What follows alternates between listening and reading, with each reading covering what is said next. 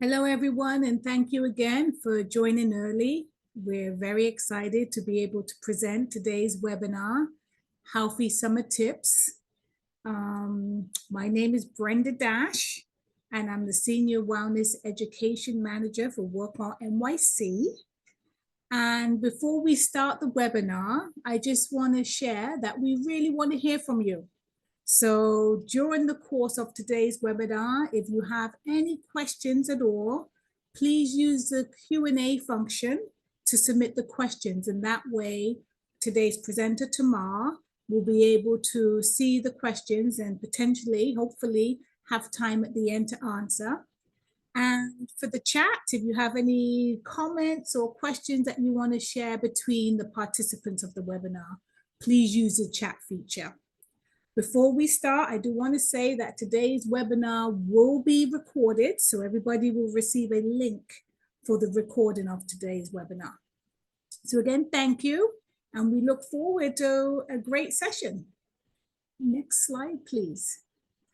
So before we start, I just want to talk a little bit about who we are. And when we say, or when I say who we are, I'm talking about WorkWell NYC.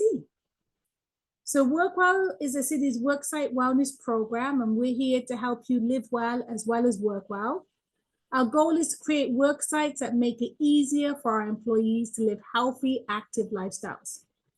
And as we all know, health is not just the absence of disease. Health is physical, mental, financial, emotional, and we know that health exists on a spectrum. So WorkWell's here for you with health and well-being resources and programs to help you move more, eat well, be well, and take action to prevent disease no matter where you are in your health journey. We're also committed to addressing matters of inequity and providing platforms to educate and develop structural solutions to health and wellness, both in and out of work. And before I bring on Tamar, I just want to say WorkWell celebrating our 10th year anniversary. And we're so excited to be able to continue providing programs and resources regarding wellness to city employees. So thank you for being a part of our programs, and we really look forward to our continued partnership. So as I shared, Tamar will be today's facilitator. And Tamar will be taking us through many healthy summer tips that may be new to some of you, or maybe old, and it may be a refresher. But always great to listen to Tamar and the wealth of information that she often shares with us. So thank you, Tamar, and look forward to hearing what you have to share. Thank you, Brenda. Welcome, everybody, and happy summer, although it's a little gloomy today, but we are in the throes of summer, so I thought it would be so helpful to go through a few tips, like Brenda mentioned, maybe some old, maybe some new, but just to go, through some ideas about summer safety. We'll start with the importance of hydration, and we'll move into healthy eating and safe eating practices, and a little bit about treats and desserts because it's summer, and we'll end with sun safety. So being, with the heat, one of the things I want to start with is about hydration, right? We know that importance of hydration, but I want to get through the why, right? Our bodies are made up of like 50 to 60% water. And the water status in our body, some of the functions are helping our core temperature stay regulated, right? Which allows our normal bodily functions to be running smoothly. Water also helps our body create and eliminate waste. So if we're not drinking enough, our body can hang on to things that it's actually trying to get rid of. And that can cause things like constipation or accumulation of waste in our kidneys. So we want to make sure that we're helping our body get rid of everything it's trying to get rid of. When the temperature gets, higher and higher over the summer, it's especially important to make sure our core is well regulated in terms of temperature. So we want to make sure that we're maintaining good hydration status. It also helps with our blood pressure, right? Coming back to our kidneys, kidneys and water have a very, very tight regulation when it comes to our blood pressure. Dehydration can cause low blood pressure, and that's often associated with like feeling a little lightheaded, dizziness, right?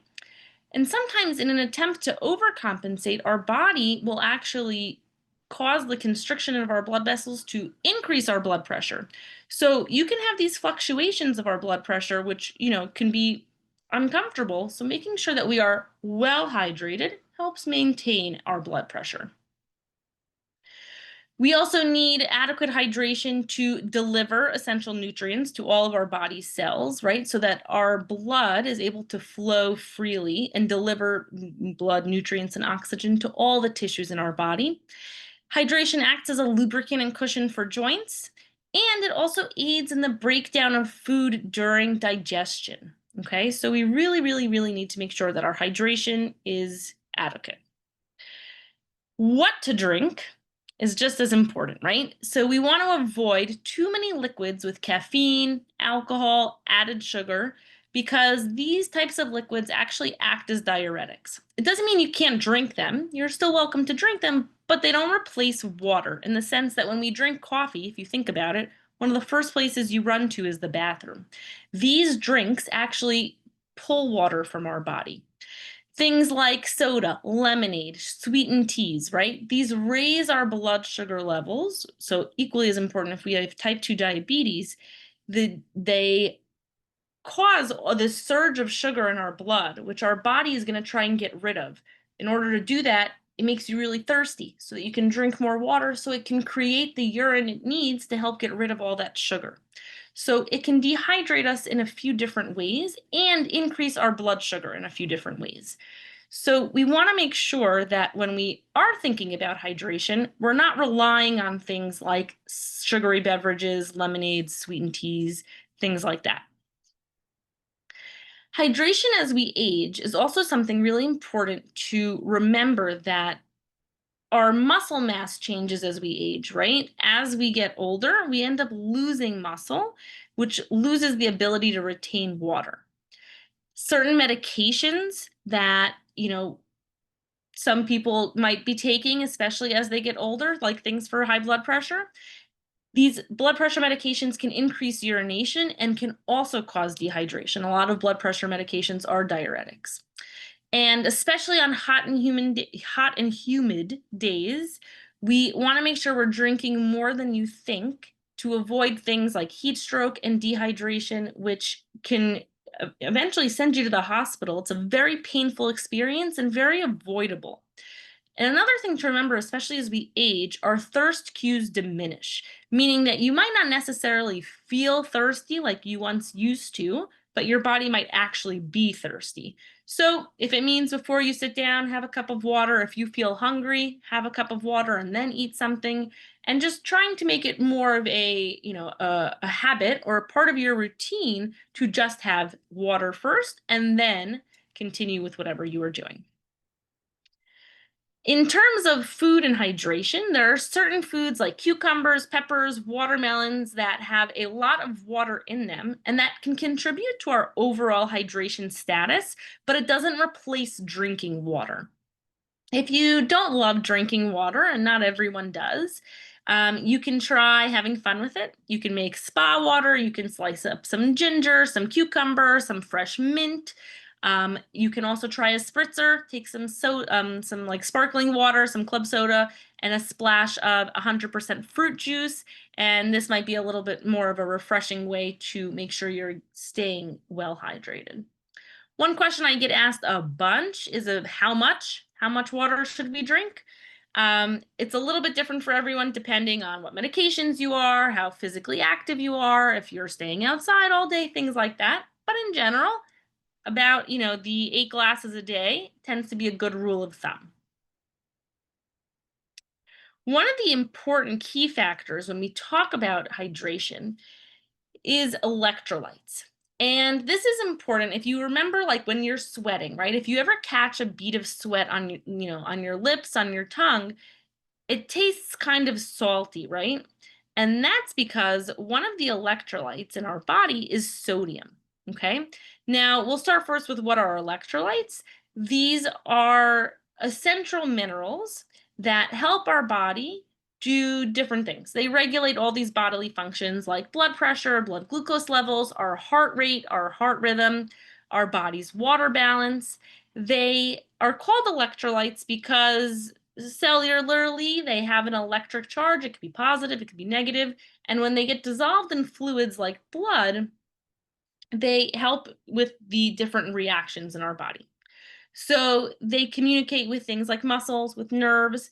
Not having enough of them, and you'll see certain things like muscle cramps, also like fatigue, dizziness. So some of the electrolytes by name are calcium, magnesium, phosphorus, sodium, potassium, minerals that you might be familiar with and not just recognize that they are electrolytes.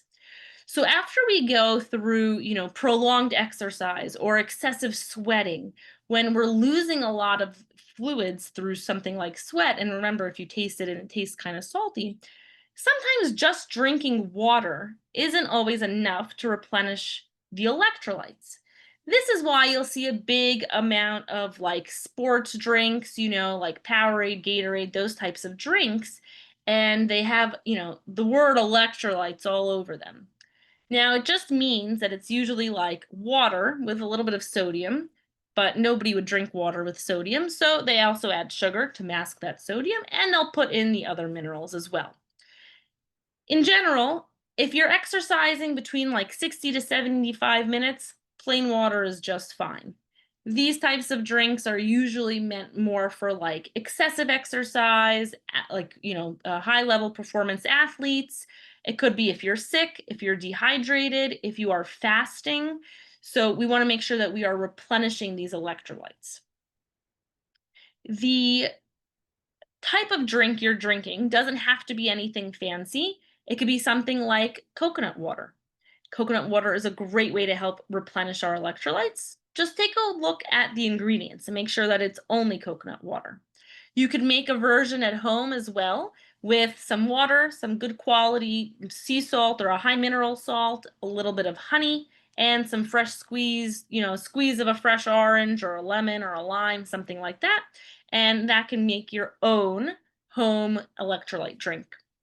And then again, when we're not replenishing our electrolytes from, excessive exercise, from being dehydrated, from excessive sweating, you'll see some symptoms like muscle cramps, headaches, fatigue, weakness, dehydration, dizziness, irregular heartbeat.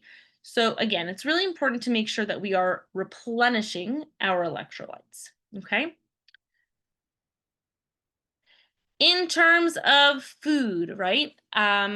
It's the best time of year for where we live. We have a bounty of fresh produce surrounding us throughout all the summer months, and eating locally, eating produce that's grown locally is such a great way to get a jump start on your nutrition because it doesn't have to travel so far. So when you can get your hands on produce that comes from New York, New Jersey, Connecticut, it means that it was able to sit on the plant or the vine or wherever it comes from a little bit longer because it doesn't have to travel so far. And plants get all of their nutrients from the sun and the soil. So the longer the fruits are allowed to sit on their plant, the more nutrients they're allowed to develop. And then they're picked and they should be eaten, right, relatively immediately. When that happens, you're really getting the most bang for your buck in terms of nutrition because of where they come from. So being that it is July, right? We're at peak summer right now. On the next slide, we'll go through a bunch of the things that are in season, but check your local farmer's market to see what's literally peak season right now. And this way, you can also, I always recommend talking to the farmer so that you can really see, if it's something new and local, how do I cook this? What is this? How do I pronounce this, right? They love being able to share what they're passionate about with you. So try and check them out. GrowNYC.org will tell you where the closest farmer's market is to you. This is a quick list of what's available to us right now. Basil, all the fresh herbs, you can get your hands on like these huge bushels of basil, and you can make basil vinaigrette and homemade pesto and pasta and all the delicious salads with basil as leaves. Like I use basil whole leaves as like lettuce leaves. Beets, blueberries, blackberries, broccoli, cabbage, carrots, collard green, corn, cucumbers, all the herbs, eggplant, lettuce greens, peppers, potatoes, radishes, scallions, string beans, Summer squash, Swiss chard, tomatoes. I'm from New Jersey. We're particularly proud of our tomatoes. Turnips, and then a little bit later in the season, maybe give it like another 2-3 weeks, we'll get peaches, cherries, plums. Strawberries was in June, so you might not see as many now. And then watermelon and zucchini. And then again, if you see something new, do not be afraid to ask. There are also, you know, things that you can only find at the farmer's market. And type into the chat, has anyone heard of garlic scapes? Have you guys ever seen them? Okay, Ariette does. So, okay, Sylvia, also Menorama, awesome. Oh, hi, Menorama. So when it comes to garlic scapes, it's one of the hard neck garlic variety. It's something that comes out first. Basically, it's like the long neck garlic. It's like a tall green, I don't know, stalk. And people used to throw them away. Yeah, kind of like a scallion, a little bit firmer. They're like a little bit tougher, but they have like a really nice mild garlic flavor. Anyways, they're in season now, and like they have like about a month. If you can get your hands on them, they are awesome. And there are cool recipes out there. You can make garlic escape pesto. You can just cut them up and saute them and put them in omelets and pasta, and they're so fun. But same thing, they're not like so mainstream. So you really only find them at farmers markets. Denise, they're called garlic scapes, and they are amazing.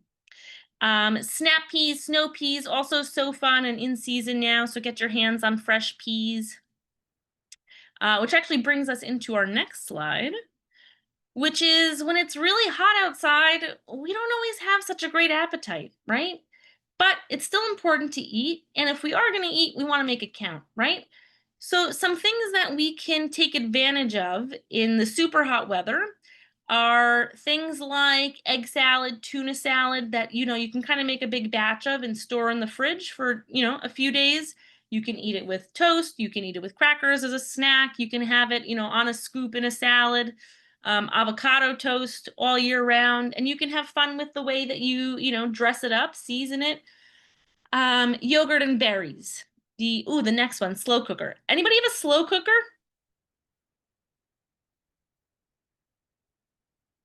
Okay. Okay, Letitia, that was my next question, right? Some of us have a slow cooker. My follow-up question is how many of us are using our slow cooker, right? So it's counterintuitive, but it's actually a really awesome tool to use in the summer. I think most people associate slow cooker with like winter meals, but it's so nice is that you can just set it and forget it, and it doesn't really emit a ton of heat. So you could plug it in the morning, go to work and come home, and I'll do things like throw some chicken breast with some barbecue sauce and some, low sodium chicken broth. And then I'll make shredded chicken tacos for dinner. So it's kind of nice that you're not sitting in the stove or turning your oven on when it's already really hot outside and hot in your apartment. So it's a really nice way to get a warm, hot, home-cooked meal with very minimal effort. So take advantage of your slow cookers, whip them out, try and make something fun. You can soak beans in them. They have, a million and one recipes out there, but it is actually a really great tool for the summer. Bean salad, this is my number one go-to when I don't know what to make, when I don't know what to eat, when I don't feel like eating, when I kind of feel like eating, but I don't want something so heavy. You take 3 different kinds of beans, whatever vegetables you have in the fridge. I made one last week and it had black-eyed peas and kidney beans and garbanzo beans. And then I chopped up some pepper and some scallions and some cucumbers and some radish. And you just toss everything with your favorite dressing, and it sits for a few days and it's awesome. Some people call it like cowboy caviar, something like that. You can put fresh corn into it, but the idea is that it's a bunch of beans, a bunch of vegetables, a little bit of dressing, and it's an awesome meal.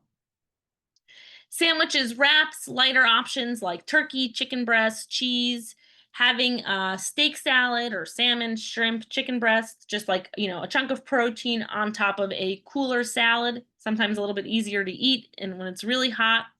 Cereal and milk, cottage cheese. I grew up eating cottage cheese with tomato and cucumbers. Some people eat cottage cheese with fruit.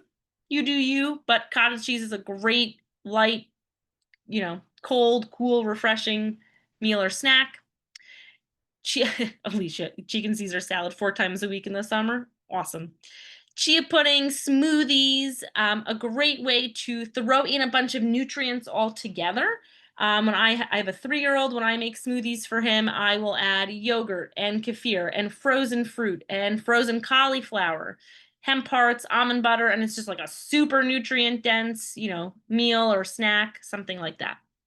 So fish, also tinned fish. There's thankfully a really big comeback on tinned fish making the rounds. The anchovies, sardines, mackerel, herring, nice ways to get in good healthy fats, good proteins with not so expensive. The tinned fish is a nice option. So, we have to eat in the summer, but sometimes, if it's too hot and we don't really feel like cooking so much, these are some nice options to make sure that we're still getting something very nourishing. A little bit more about the heat. Do you still have to exercise when it's hot out? What do you think? Yes, there we go, right? The answer is yes.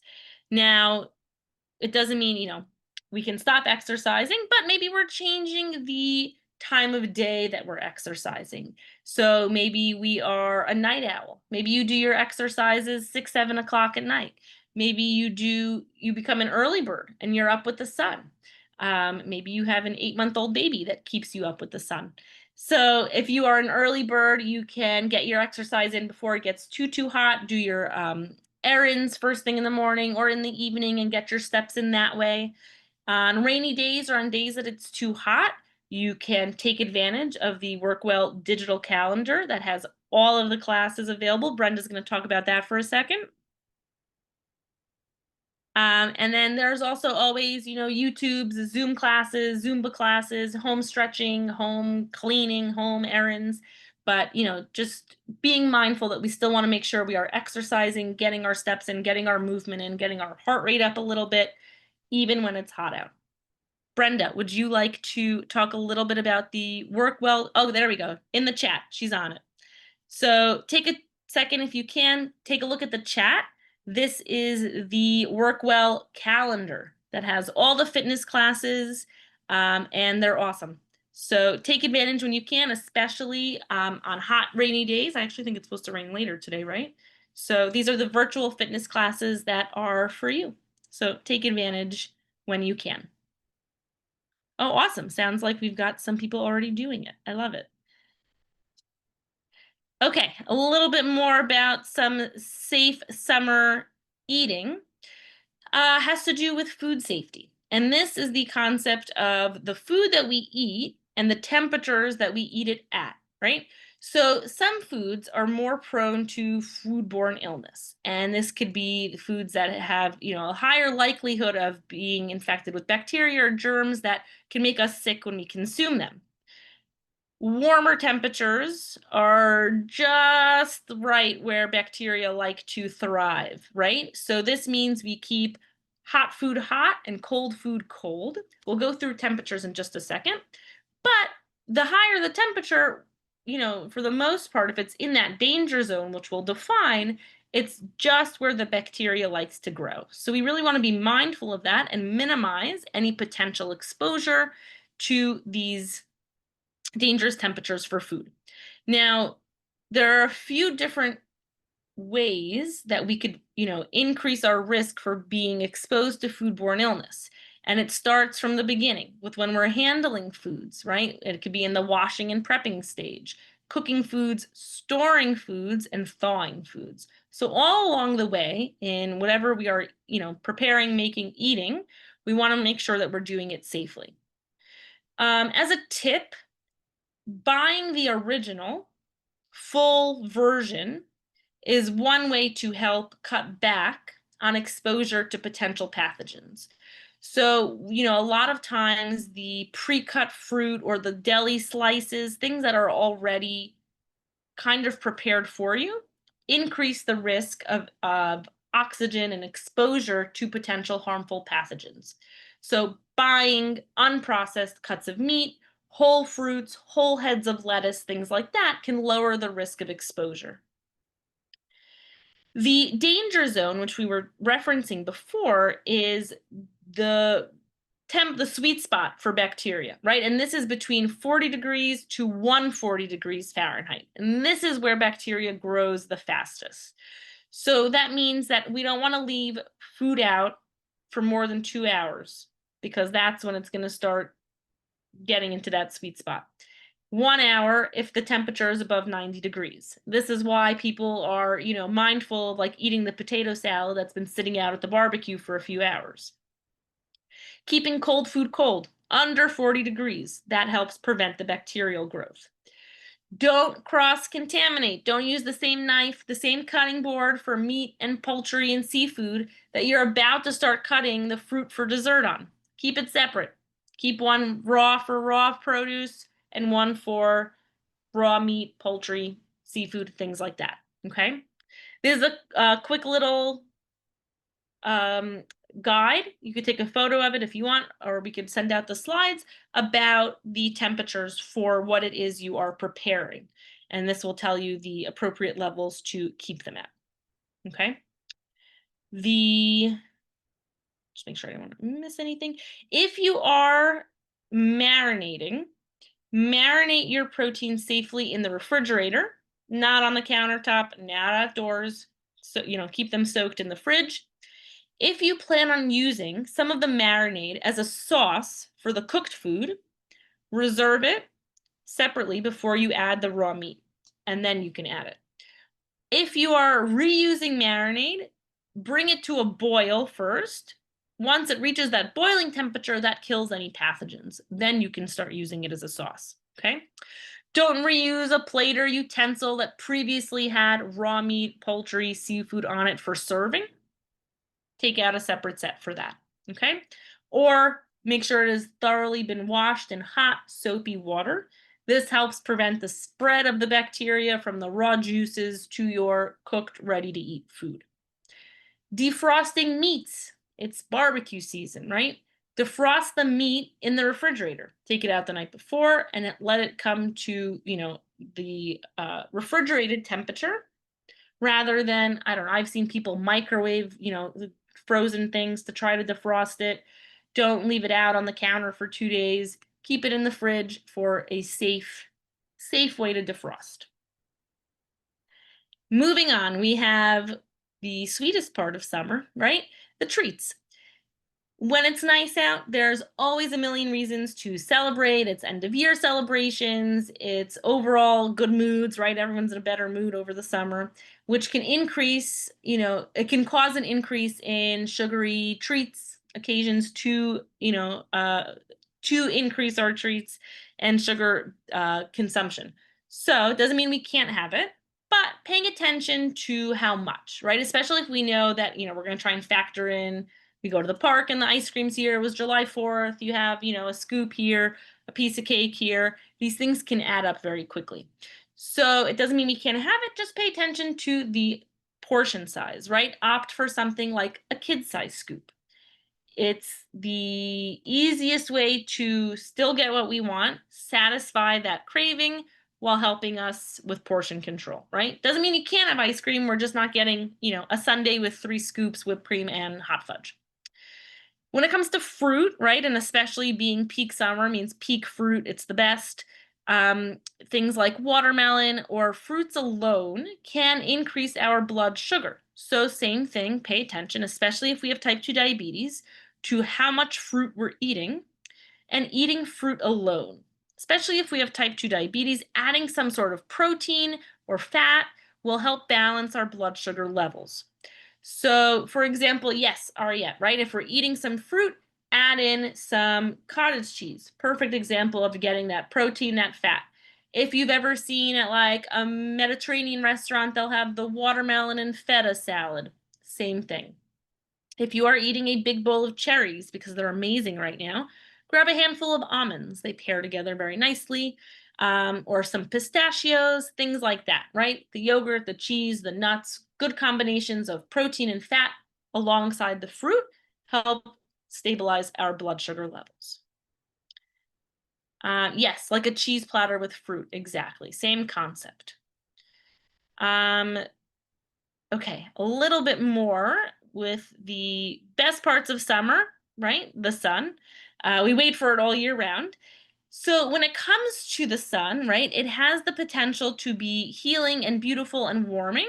But, like most things, moderation is key, that we don't want too much or too much in a dangerous way. Morning sun is a really great way to set us up for success for the day. Sunlight is one of the most powerful ways to boost our serotonin, right? Our feel good, happy hormone. You don't have to look far to see that New Yorkers tend to be happier in the summer, right? And moodier in the winter. It'll also help our circadian rhythm. So people who complain that they, toss and turn at night, that they don't get good sleep, when you're able to view morning sun, it slows melatonin production, right? And it starts to drop, which makes your body kind of like ready for the day. The opposite happens in evening sun, right? When we view evening sun, it helps adjust our circadian rhythm by increasing our melatonin, which kind of gets us like that yawning, ready for winding down type of feeling. We also need sunlight for vitamin D. Vitamin D is the backbone of our immune system. It is a key factor in our bone health. So we really, really want to make sure that we are getting good active levels of vitamin D, which we can get from the sun. Yes, the sunlight and melatonin, the morning sun, within an hour helps us waking up and will decrease melatonin, helps us feel more awake and alert. An evening sun helps with our circadian rhythm, increase melatonin production, which will help us sleep better. Now, in terms of sun exposure, right, how much is too much? We want to make sure that we are doing sun safely. So it means that, protecting against UV-induced skin cancer, the CDC recommends the sun protection plan, which can be seeking shade, wearing protective clothing, wearing sunglasses, wearing a sunscreen that filters out the UVA, UVB rays. Look for an SPF of 15 or higher. The Academy of Dermatology recommends the broad spectrum water resistant sunscreen that filters out also the UVA, UVB with SPF of at least 30. So the idea is that, when it comes to sun exposure, that we want to avoid any potential for developing into skin cancer. Skin cancer is the most common cancer in the US and the world.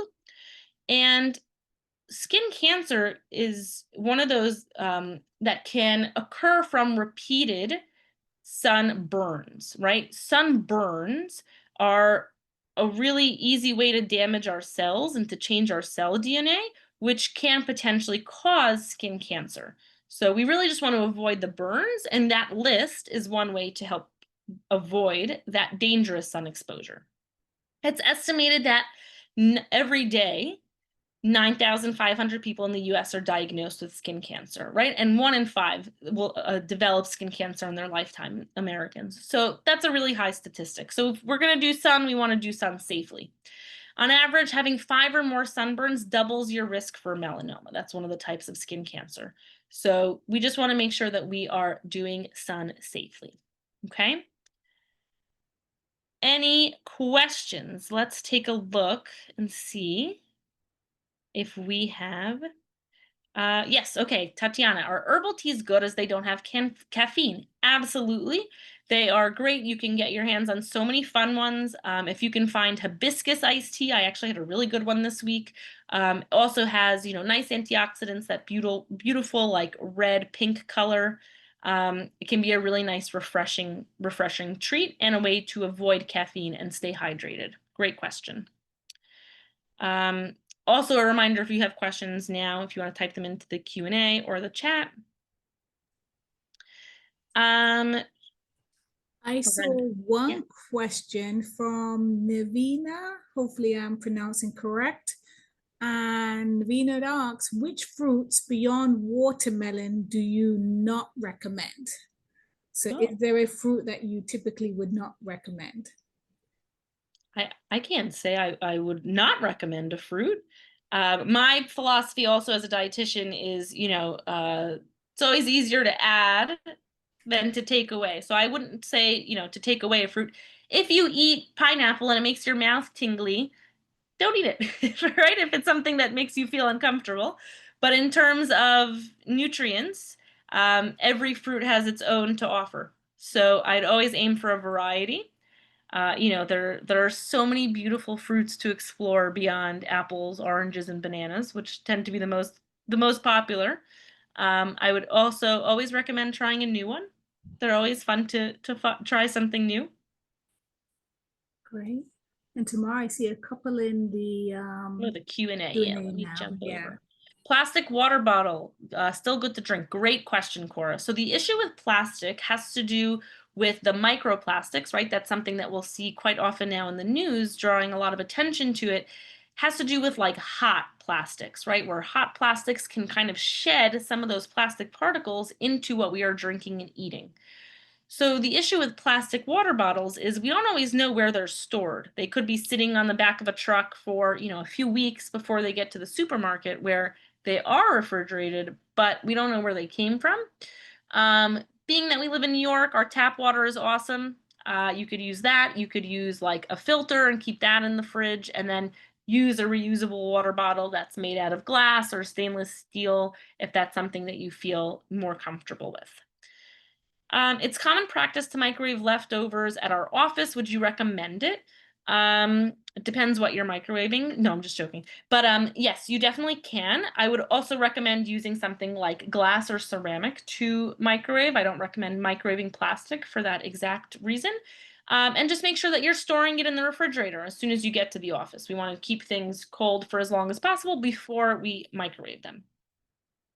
Do you have a good recipe for matcha without too much sugar? Yes, you buy the green tea powder. The matcha powder is actually unsweetened. So this way you're in control of how much sugar you add to it or no sugar at all and let the flavor of matcha shine through. But actually in its essence, matcha is unsweetened. That's something that, a lot of people tend to adulterate. It doesn't actually come sweetened. Let's see. One additional question from Jason. He asks, are there side effects too of electrolytes? Sorry. Oh, that's a great question. Like anything else, I would say too much can be dangerous. If you are getting them from like fruits and vegetables or food, I would say no. It's not like you're going to, eat too many that your body won't know what to do with it.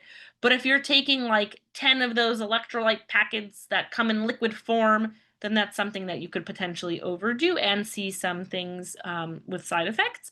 But if they're coming from real foods first, then it's not something we'd have to worry about.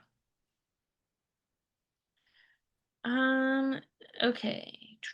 Heat wave like the last couple of weeks. Is drinking water enough? What would be a good to drink as a supplement? If you were in your office and it's air conditioned during the heat wave, then probably water was enough. If you were waiting for the subway on the platform in Times Square and it was 1,000,000 degrees down there, then maybe, we would want to consider something like a cooler, you can make your own electrolyte drink like we mentioned, something like coconut water, snacking on something like watermelon and having some water. That should be, more than enough. Plastic bottled water sitting after a few months or a long time in the house is bad. The issue is the heat, right? So when it comes to the plastics and the heat, that's what we would want to be concerned about. We just don't know, where it was stored before it came home with us, if that makes sense. Leah, what do you think about the liquid IV drink? So same thing, right? These are, electrolyte loaded drinks. So it's something that you would just pay attention to the serving size. You don't want to overdo it by taking too many. That's, usually the biggest issue. I use a cold pack in my lunchbox instead. Is that cold enough? You can, if it's like an ice pack, you can, play it safe and still put that in the fridge when you get to work. If it's still, you can always measure it. You could put a thermometer to it and see how cold is cold. But if it's, directly near the ice pack, hopefully it's enough for however long it is until you eat it.